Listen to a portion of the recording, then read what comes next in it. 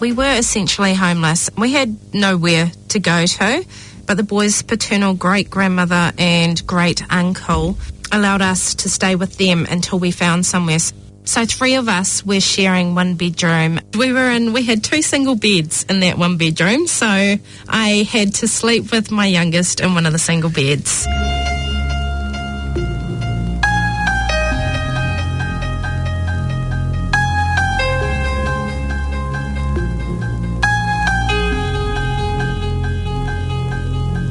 Hi, this is Bruce Lipton, and you're listening to Planet FM. Kia ora, greetings, and welcome to Planet FM 104.6. I'm Tim Lynch, and I trust that you are doing well. I invite you to stay with me over the next hour as we discuss and find ways to take care of our unique and magnificent green planet Earth. Kia ora and welcome.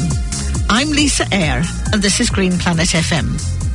Today I have in the studio Chantelle Campbell, who is a solo parent of 2 boys, is a qualified social worker, and can speak both personally and professionally about the difficulties of raising children on one's own. As a beneficiary, she can speak of the financial difficulties and the debt trap that will be affecting most of the families who are sole parents in New Zealand, many of whom receive the solo parent support benefit. As a tenant, Chantelle has had to move house 10 times in 7 years. Just imagine that. Well, good morning, Chantelle. It's lovely to have you here. Good morning, Lisa. It's lovely to be here. Now, the first thing I want to deal with is the stigma of being a solo parent and a beneficiary, because I've heard so many negative things said about solo parents and beneficiaries that it's unbelievable. I think this is driven by the media, maybe, that to make us think that it's not right to be receiving a benefit, that somehow or other we're supposed to juggle parenthood and earning a living, which of course years ago was done by 2 parents, and increasingly is not. So how have you experienced? What have you experienced or observed in that sort of situation? The stigma is very real out there for sole parents. We're kind of dressed up to be made out to be young parents who are out there having sex with anyone, drinking, doing drugs, where quite often it is the complete opposite. Majority of sole parents fall into the age bracket between 35 and 40. And most have been working. If not, they may have been out of the workforce for many years, being a stay-at-home parent while their partner was working before they became a sole parent. Being a sole parent, it's hard. Your daily life is filled with challenges. You're parenting on your own. The finances are left to you. Running a household, everything falls on one person's shoulders, and it's a 2-person job. Yes, it absolutely is. And there's that stigma that there's something wrong with you. There's that feeling. I suppose it comes from years ago when perhaps the unmarried mother was considered to be wicked, you know. I mean, the men got off scot-free, and the women were the ones that had the finger pointed at them. And I almost wonder if it's come from that. I would believe so. I think it has come from that and manifested in the way we see it today. Yes. So, and then the idea that you dare to have some money from the government in order to help support, when in fact actually the responsible men are paying quite a lot of that money into the government anyway. Because it's not like the man gives the money directly to the woman, or very rarely. The money goes to the government, and then the government apportions it out and tops it up. Is that correct? That's correct. So normally if one parent is in receipt of sole parent support benefit, then the other parent has to be paying child support, and that child support goes back to the government to cover what they're paying out for the parent with the main care to receive that benefit. Right. And, of course, it's possible that parents can get duped by signing something to say, oh, yes, I'll accept the money directly from the partner or the husband. Or could be reverse, could be the wife with a solo man. If they're duped like that and think that the partner will then give them more money, then the partner can go away and not pay anything and get away scot-free. That is very correct. Normally, if you're on a benefit and you're in receipt of sole parent support, you have to name the father or the other parent. Normally it's the father in this case. If not, you will be sanctioned with Section 70A, I believe it is, and your benefit is reduced by the amount of children that you haven't named the father for. Right. And in the 2013 census, there were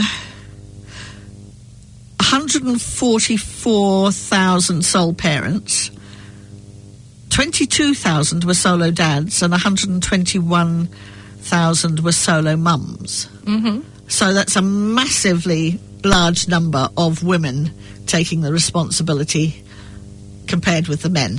It is, and it's sole responsibility. I mean, we have many cases of sole parents out there where there's shared care, dad's involved. Sole parenting has a diverse range of issues that impact. So there could be the co-parenting. Two parents may not agree on things such as schooling, which is going to cause conflict. You have families where there's a parent that's not involved at all, so everything is solely on the main caregiver. It's just so diverse, all the issues that impact on a sole parent family. Right. And yes, I mean, I've done this too, which might well come out into the interview, and been left both times to do it entirely by myself, financially and as far as time goes. So I know what it is to bring children up entirely by yourself. I didn't do it the whole time, but and it's very tiring. So to actually go out to work and then come home and have to do everything that might be taking children to sport, if you want to do that sort of thing, or piano lessons and those types of things, providing a healthy meal on the table, supervising homework, reading a story before bed. It's, I mean, a nightmare. And if you finish work at 5 and you don't get home to pick up the children from daycare till 6 or whatever, it's to me juggling things that are impossible to catch.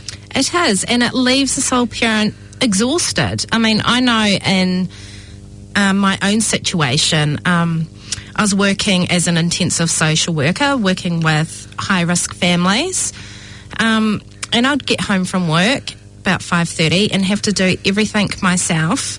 On top of that, our housing situation has been very unstable with the way the housing market is in Auckland at the moment. So carrying all those sorts of things that are going on, just your normal daily stuff of going to work, coming home, you've got to look after the children, you've got to do all the housework, prepare the meals, and get ready to go back to work the next day. It's a huge burden for one person to carry. You've got all the stress of your children may have different emotional needs, they may be going through issues themselves that you need to be there to support them with. Yes, absolutely. So just looking at your housing situation, you've had about 4 houses that you've had to move out of in under a year that have been put on the market. We have. So our housing situation started when we returned to Auckland in 2011.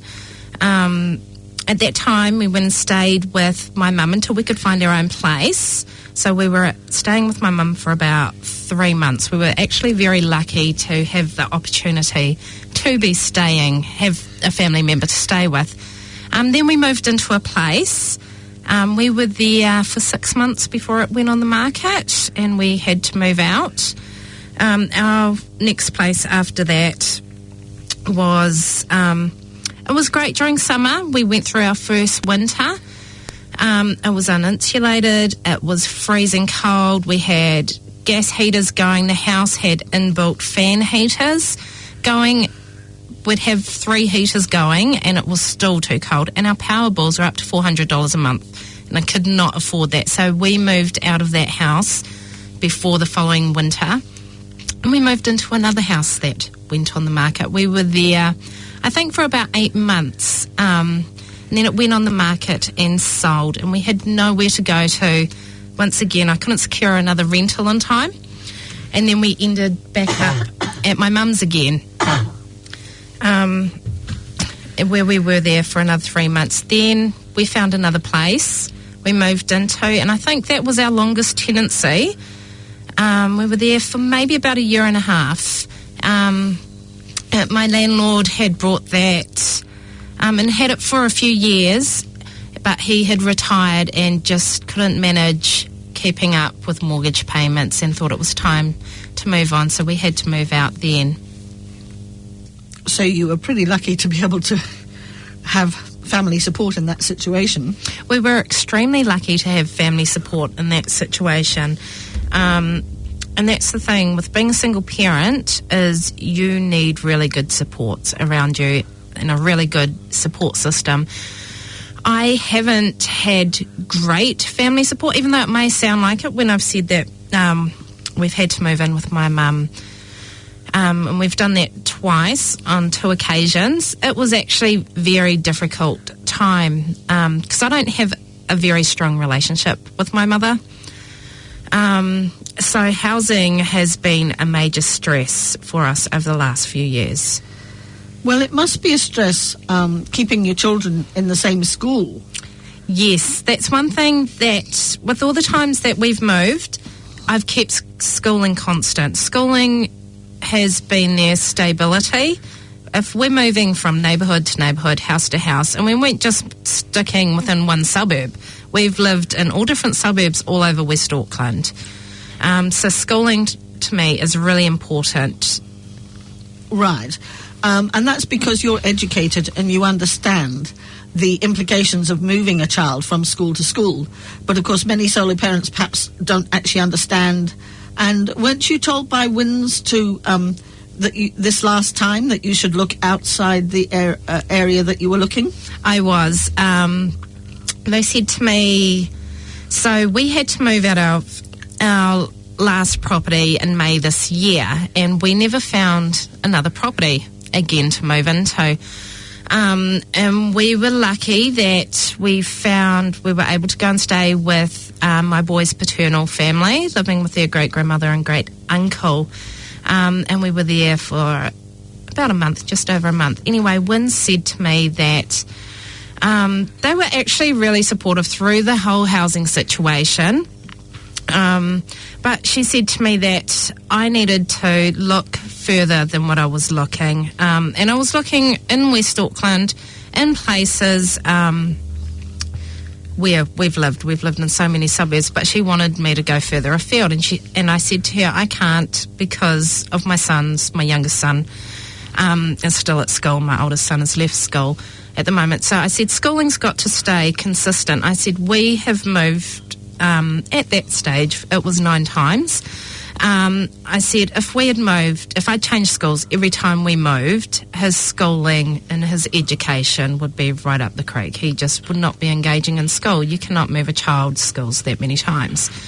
But she said that I seriously needed to consider moving him schools if a house came up. Right. And of course, part of the difficulty of finding a house is finding something that's affordable. Oh, yes. Affordable is... What is affordable in Auckland these days? Because what they're saying is affordable is not affordable at all.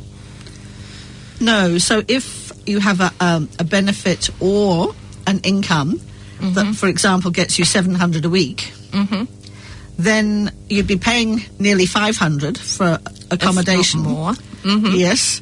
And so how much does it leave for power, vehicles, food, everything else? Exactly. It leaves you with, you don't even have enough to cover that.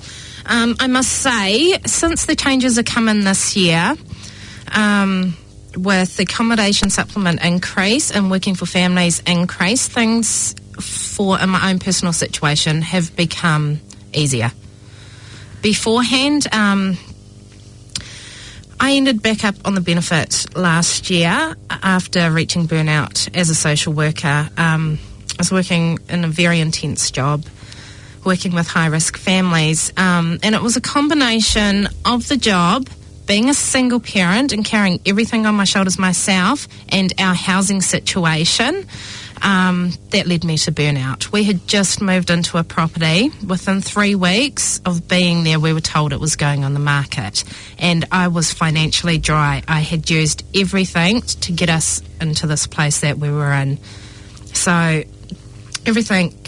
life was really difficult, and I was also hit with a few events throughout the year that were major family events in my life, and there was a major family event for my boys in regards to their dad. So I had to be a major support for my oldest son to try and keep him grounded. He's just about turned 16, so he's in his teenage years, trying to find his identity, and he's got a lot of stuff going on beyond normal teenage stuff. Well, his dad went to live in Australia, didn't he? He did. And I had the same with my two boys at one point, where the dad went back to Turkey and they were 15 and 17.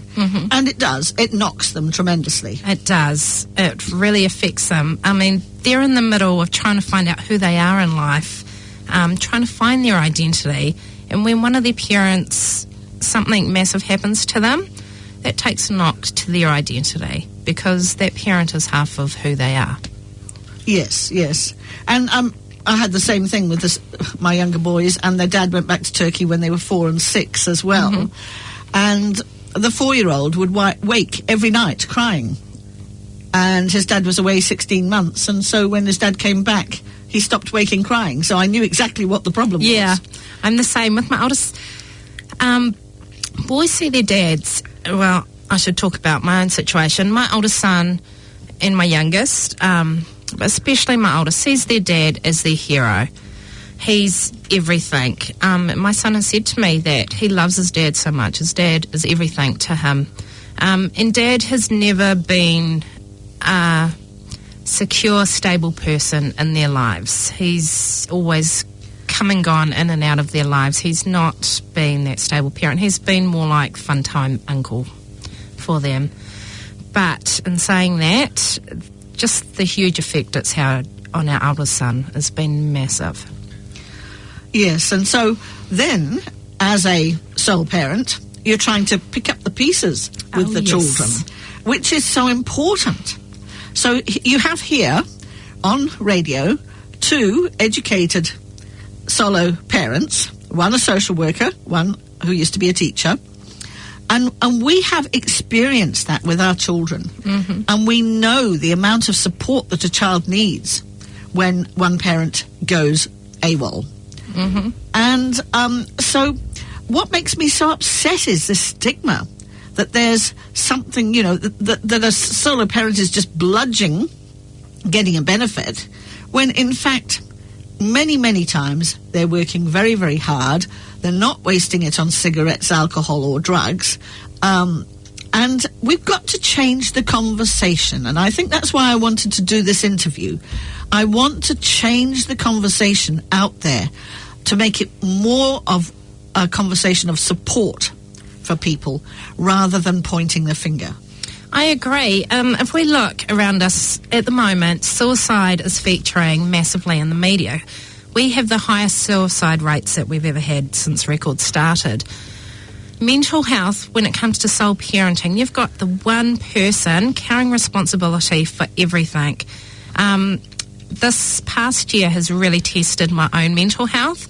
I've sought counselling as support for things that have been going on.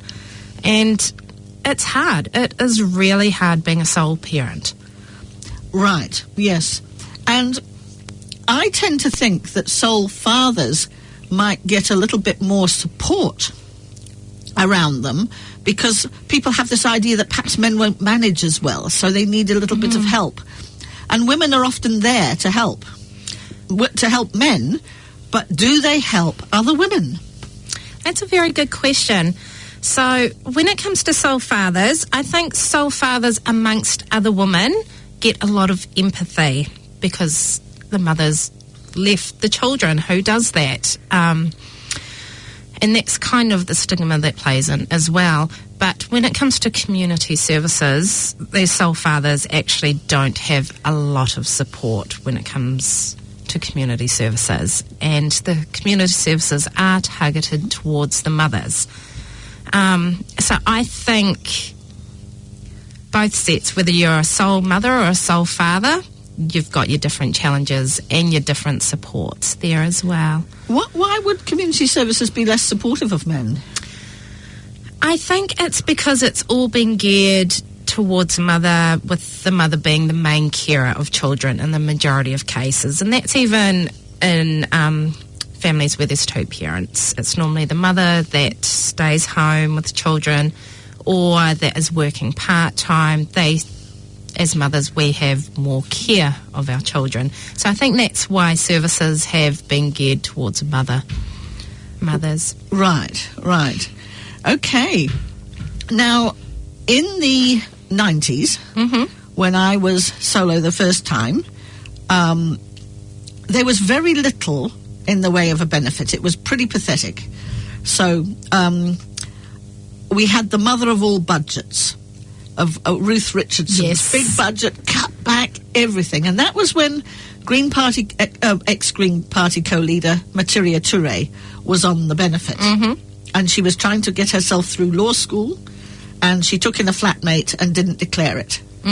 And the interesting thing is, wow, was there a lot of finger-pointing in this society? Oh, there was. But do you get the finger-pointing when a tradesman comes round and does a job without putting it through tax? He does an under the table so you can get the job done cheaper. Okay? Now that is basically robbing from the tax pool. But, oh no, that's kind of acceptable in society. But if a solo mother, oh heaven forbid, should actually try and continue putting food on the table because the government didn't give you enough to do that, then the finger-pointing starts. And the funny thing is that through... Materia was so brave in coming out with what she did. So many of us sole parents out there could connect with her story. The thing is that the media had a field day, yet had she disclosed that she had aborted twins, I'm not sure about in the 90s, but I know through the times that I've been a sole parent and the times where I've had to rely on the benefit, is that you can declare a border, but it doesn't affect your benefit, the amount you're going to get. So it was kind of like a big witch hunt against Materia for something where she, don't quote me here because I don't know what the benefit laws were back in the 90s, but if I look at how they are today, she wouldn't have gotten any more money than not declaring. Right. Well, I'm not sure about that, to be honest, but they were pretty tough. Oh, they were really tough. I went down one time, I said, look, I've had to repair the washing machine. I had my boy bedwetting. I've had to get the washing machine repaired. I haven't got any money for food this week. Will you help me out? And they gave me a voucher to take to the supermarket, and they gave me a lecture on not buying chocolate biscuits. So, being me, as I am, the first thing I did was to put in the trolley some chocolate thins. Because I thought, how dare you You know? How dare you speak to me like that, as though I'm some stupid idiot, you know? And I never actually ever had to go back, fortunately, because, as I say, it was only 16 months that I was on the benefit. I mean, the longer you're on, the worse it is, and the worse the debt cycle becomes. But it was very, very demeaning. It's extremely demeaning. Even just having to walk into a work and income office is demeaning. And I suppose, I know with myself, when I was on the benefit when my children were little, I always had this constant nagging every day in my voice that I wasn't good enough, I need to get off the benefit. All the stigma that society was putting out there was ingrained in my head. Every time I walked into a work and income office, I wanted to burst into tears. It's just horrible, that the stigma that you get labelled with. And I think you need to learn that those stigmas aren't your labels, and you do not have to own any of them. Yes, yeah. Well, I think... sole parents need to learn that, but society needs to learn to get a life, you know. And when's it going to be your daughter that's on her own? That's exactly it. Sole parenting doesn't discriminate. Sole parents are found in every sector of society. Where's the compassion? Where's society's compassion for helping people out? Well, you have to look at, it is so hard raising a family on your own as one person. I mean, it's hard raising a family when you've got two parents there. You take one parent out of the equation and it's such a huge job. Yes, that's right. And I think a lot of children are suffering. I think we're seeing in society, and this is part of the suicide rates. Yes. Where we're seeing that young people are not coping with how it is. And so the more that we can support people to be at home with their children, the better it is. I agree. We need to bring community back. Absolutely. It takes a community to raise a child. It does. It really does. It takes that village. Just in the last week, I've seen a sole parent post on... I run a sole parent page, and also run a sole parent group. And so I'm also a member of many other Facebook sole parent groups. I'm right out there. A lady posted about what a myth the saying was that it takes a village to raise a child. And she got that because she felt no sense of community where she was. And this is one thing that happens with sole parents. Sole parents become isolated. If they're so overwhelmed with everything that they have to do, if you're not connected to your neighbour, you're not connected into your community, then you're left isolated at home, which affects your mental health as well. You need that sense of community. So one thing that I think, and it's what sole parents needed to be supported to do, we need a strong support network around us. Whether that's your family, that's friends. If you don't have that and you're cut off from family, friends, then you need to be joining community groups and trying to connect in so that you have that support there. Or people who know of someone who's a sole parent, check in on them regularly. Absolutely. Excuse me. Now, this is Green Planet FM, and I'm Lisa Eyre, and I'm interviewing Chantelle Campbell on the difficulties and the stigma around being a solo parent. Now, Chantelle, you mentioned a couple of Facebook groups. Can you say the names of those? Yeah, sure. I've got a Facebook page called New Zealand Single Parents, and also a Facebook group called Separation and Sole Parent Support New Zealand. Well, I think that's a great... If there's any solo parents listening, it would be really great if you could go on there, and you might receive some more support than you're getting currently. Yes. I'm also, from having been a social worker and my own experience as a sole parent, I've found that in the community out there, especially in Auckland, that there are no community groups or community organisations that are supplying targeted supports to sole parent families, and how that is missing in the community. So I'm currently in the process of setting up a charitable organisation to supply social supports to sole parent families. That sounds wonderful. Now, I think that perhaps you need a little bit of support from somebody who's willing to come forward and fund a website. Yes. I'm currently working on the website myself. I'm trying to do everything low cost because I have no money myself. So I need money for the website. I need money to get other things up and running. So it's the good old, what do you say? Without money, you can't really do a lot. Money certainly enables. Oh, it does. But as a sole parent, one thing you become good at is budgeting and making money stretch further. Well, that's true. Now, so if you are interested in supporting Chantelle in this way, you could go to one of the Facebook groups and contact Chantelle. The names of those Facebook groups again were? Separation and Sole Parents Support New Zealand or NZ Single Parents. Another way you can contact me is you can send me an email at inspireuptrust@extra.co.nz. Inspireuptrust at extra.co.nz. That's the one. Excuse me, I'm still croaky. I was at last interview I did as well. Yes, you know, people don't really understand the poverty. They're not having enough money.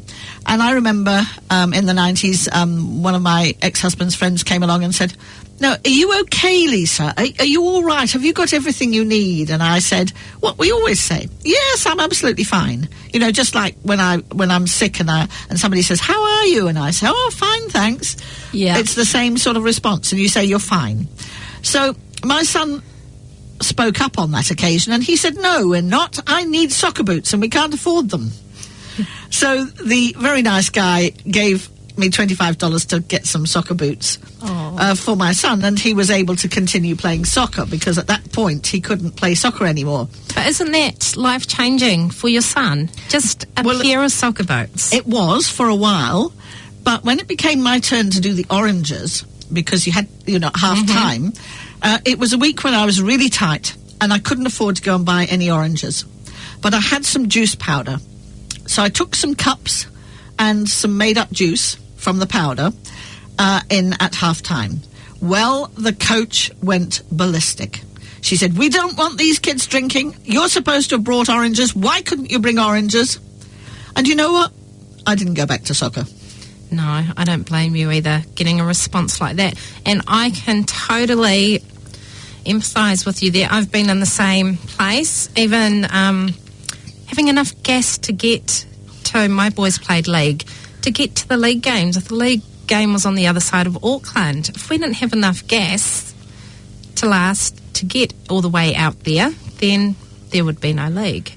Well, that's right. And my oldest son, I did get him to Rangitoto College on the shore from Glen Eden to run because he was a very good runner. And he said to me afterwards when he came back into the car, he said, "You know, Mum, I was the only one without any running shoes." Oh, and bless. We hadn't even thought about it. And so there's this sort of thing that parents who haven't experienced that sort of poverty have no idea. Mm-hmm. And many parents will just stop doing these activities and these supports with their children because it's too hard. That's exactly it. And children need to grow and be well balanced. They need extracurricular activities. And I tell you what, most sole parents cannot afford to fund extracurricular activities, whether it is football items, the gear that they need to play with, or just the fees for the term or the season, however long it lasts for. These things that for families that have two parents can just be things that are not even thought about. Fees are just paid out straight away. When it comes to sole parenting, that could be the difference between your food lasting for the week or having enough gas to get somewhere. And clothing is kind of like a thought in the back of the mind. I haven't brought new clothing for well over a year. Yes. And it's... You've got the money for the basics. That's it. Well, yes. I mean, what do you call basics? Because clothing should be included in the basics. Clothing should be included in the basics. And that shows something when I'm talking about the basics and clothing's not factored in there. Yes, it does. And I mean, we have got people on very, very low wages that are in a similar situation. So there's something really wrong with our society. There is. There really, really is. When people are missing out on the basic necessities, there is definitely something wrong with society. And I think that really it would be so nice, wouldn't it, if businesses were kind enough to actually look after their employees so that the employees were properly funded, because then the government wouldn't have to do top-ups, and then there would be a little bit more when they do need to do top-ups to assist sole parents. And anyone who makes it sound as though being on a benefit is a holiday has no idea. No, they really have no idea. It's not fun being on a benefit. All you're trying to do is get yourself back out of that situation. And you live day to day, week to week. Your benefit may come in, say it comes in on a Wednesday. It'll be gone by the Thursday once you've paid your rent, power, internet, if you're lucky to have internet, and food, and your gas, and then it's gone. Yes, yes. So when the schools come and ask for school fees... Oh, school trips. School trips, yes. And school trips aren't cheap these days. I think the last trip my son went on, it was like $15. And you're not given much notice either. You're given maybe a week's notice for a school trip. Right.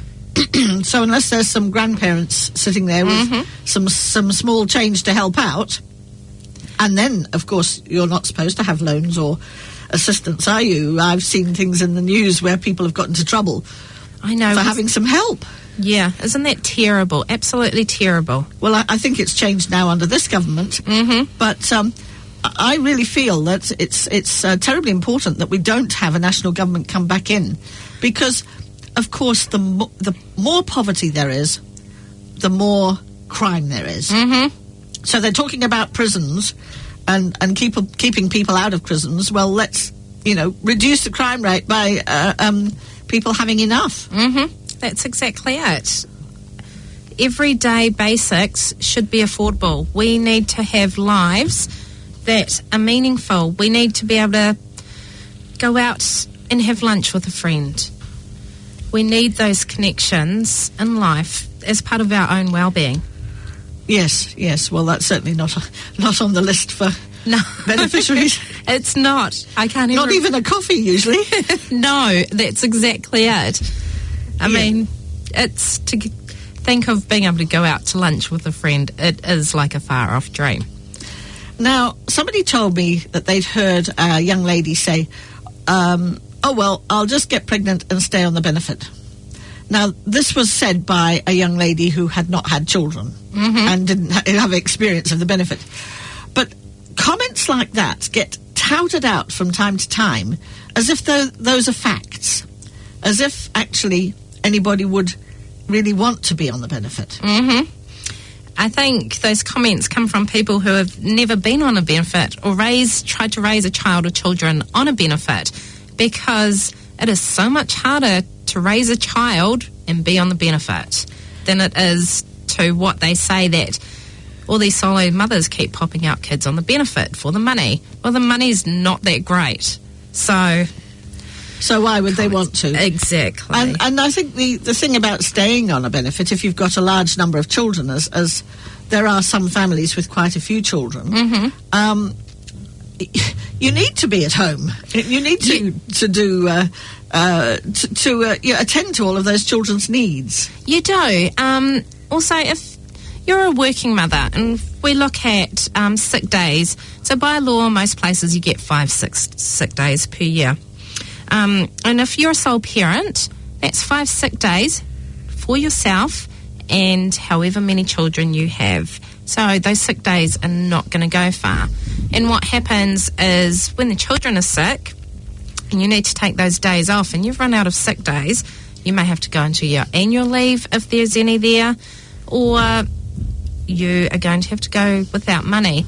And in some cases, I've heard of parents who have to leave their jobs because they've just taken too many days off. Right, yes, and I certainly experienced that with my oldest boy, and I was teaching full-time. Yes, he constantly was having to go into hospital with asthma. So I was losing a lot. I think I lost a lot of holiday pay. Yeah, you do. And if that holiday pay is there, what do? There's nowhere for the money to come from, because if you're working, then you're most likely going to be told that you're above the threshold for WINS to help you. I know the last time I was working, I think it was something like $36,000 a year. Once you earned over $36,000 a year, then you weren't entitled to support. Yep. It would be probably more than that now, I think. But yes, it's very difficult. It's very difficult. And where are the dads? Where are the other parents? I mean, you know, we're talking actually here as though the men have just left. But sometimes the husband has died or the wife has died. And so we've got actually quite a few sole parents who are in that situation as well. We do. Sole parenting is so diverse. I think we've got over 22,000 solo dads in New Zealand, which is a huge number out of, I think it's 144,000 sole parents we have. Well, that was in 2013, wasn't it? So it was 5 years ago, but the current census is probably not worth taking any notice of. No. Because of all the problems with trying to make it digital. I mean, you know, there's an assumption there that people on low incomes can afford a computer in order to do a census, or that they're going to then have time and energy to bother to arrange to get something sent to them in the post. And then how many of them have had to move home? And then I'm not sure how many homeless we've actually got on the streets. But there's many more, of course, as you were homeless and living with the children's paternal grandmother. You were essentially homeless. Yeah, we were essentially homeless. We were very, very fortunate. We had nowhere to go to, but the boys' paternal great-grandmother and great-uncle allowed us to stay with them until we found somewhere. So there was three of us. My boys, my oldest he'll be 16 this weekend, and my youngest is 11. So three of us were sharing one bedroom. It was actually their cousin's bedroom for when she comes to stay with her father and grandmother. So we were in there. And it's hard. Having been through so many moves and being essentially homeless, we're so fortunate to not have been out on the streets, which I'm really, really thankful for. But what that does to me as a person, I was so stressed out. My mental health was in a really bad place. And I've come through probably one of my worst years of my life. I've had a really difficult time with events that have happened in my life over the past year. And so it's kind of like it's sending you to rock bottom when you don't have somewhere to go. Absolutely. I mean, and three of you in the one bedroom must have been very difficult. It was. We had two single beds in that one bedroom, so I had to sleep with my youngest in one of the single beds. Oh, no. No, but the things that you do to get through. Yes, that would be very hard. Yeah. Yes. It was hard. I just had to take every day as it came. Take life day by day to get through. I spent my days every day looking for houses, applying for houses, and I have never had such a hard time finding a house, even though I had in the two other times that I'd gone and stayed with my mum with the boys. But this time I think it was just so taxing and mentally draining, and I was just out there every day trying to find a house. And I'm just very fortunate that WINS supported me through the situation this time. Instead of making you go back to work? Yes. Yes. That's exactly it. There's no way that I could have been working full-time while trying to find us a house. They say that one of the most stressful things in life is one of your family members dying or someone close to you passing away. The next most stressful thing is moving house. And when you've had to move houses on quite a regular basis, the stress and not having that stable foundation accumulates in your life. Well, I mean, and you had some other situations, didn't you? Because your cat went missing. Yes. I mean, my cat's important to me. You know, when your cat goes missing, it doesn't help, does it? It is. She's my miracle cat. She was a stray. So when we moved into a boy's paternal family, she came with us and she went missing that night. And after a few weeks, I'd given up. But she turned up 3 weeks later. It was just amazing. She was skinny, she was scrawny, but she's special to me because as a sole parent, apart from hugs from my boys, that's the other being that I get a hug from. Yes, yeah. No, and yes, it's definitely upsetting when they go missing when you move. And, of course, trying to move into somebody else's house and keep the doors shut so the cat doesn't get out and all of those things is another drama. But what concerns me is the whole cost of having to move. It's agents' letting fees are about $1,000 these days. Oh, I know, they're astronomical. And then you have to pay rent in advance. All of these things that might come before you get your bond back from the previous place. So this is happening all over Auckland because I'm aware of another situation at the moment where somebody's been somewhere for a year, paid all the costs to go somewhere for a year, and suddenly they're told they have to go and find somewhere else. So this is not just sole parents, but it's not. Everybody who doesn't own their own house is getting moved around. Something shocking. It is, and the cost of moving is huge. I mean, you need a truck to move your stuff, and then you look at letting fees, bond, rent in advance. I'm extremely grateful that this time round, because after having to move last year into our place, I had spent all my savings, anything, and we were only there before we were told 3 weeks later that the house was going on the market. And that's a huge amount of money that you need. So I am very, very appreciative of WINS. They advanced me for my benefit this time to move into the place that we're in now, which I would not have been able to come up with the finances. Well, you've otherwise. mentioned that you know how to work with WINS because you're a social worker. You know how to give the support you need, but not everybody else does. No, they don't. And I would really like to say to people that don't know what their entitlements are is please get an advocate, take an advocate with you. If you don't know, I know there's a group on Facebook for WINS. Lots of people post up questions. Auckland Action Against Poverty are absolutely fabulous when it comes to beneficiary rights and getting people their entitlements. I think people just need to know that when they're dealing with WINS, that they need to know what their rights are.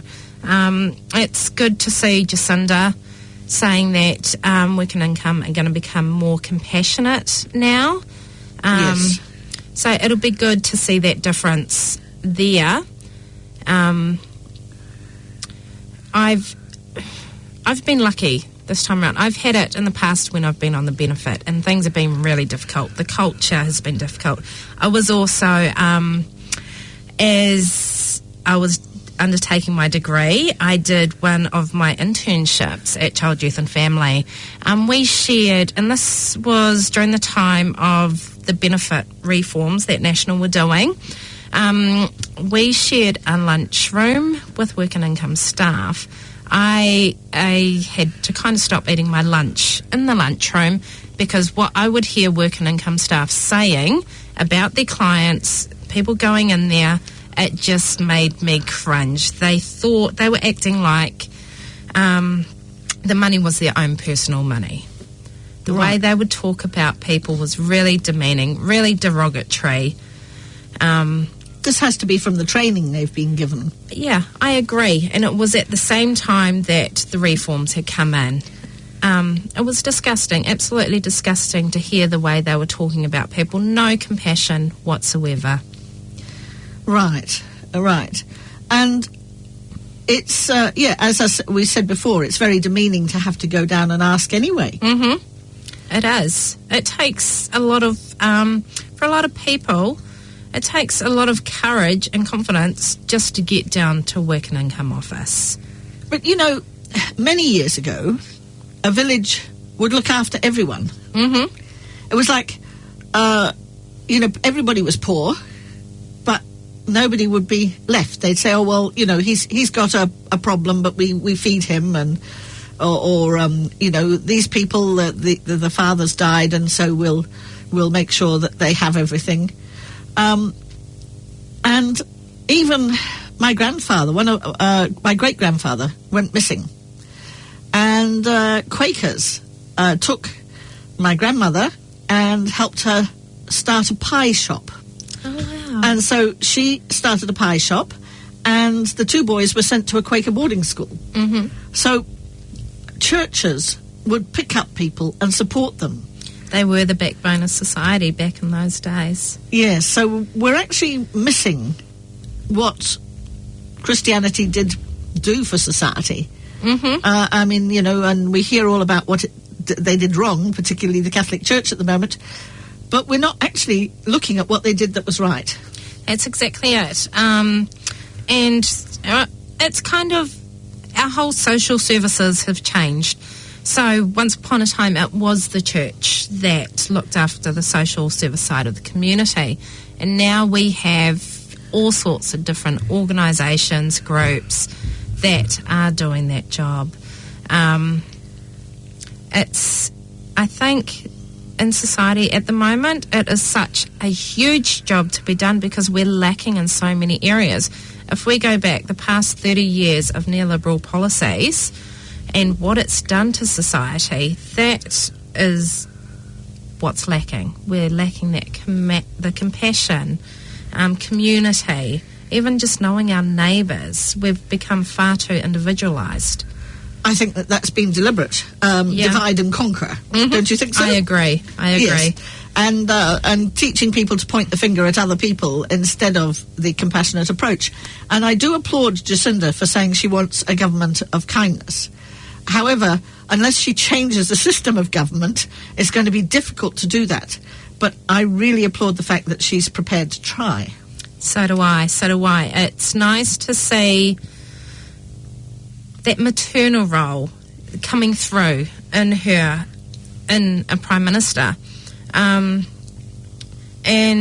we need that compassion. New Zealand needs it to bind us back. We need to realise what love is, what friendship is, especially in this age of technology, digital devices and everything. It's like we've lost that connection in humanity.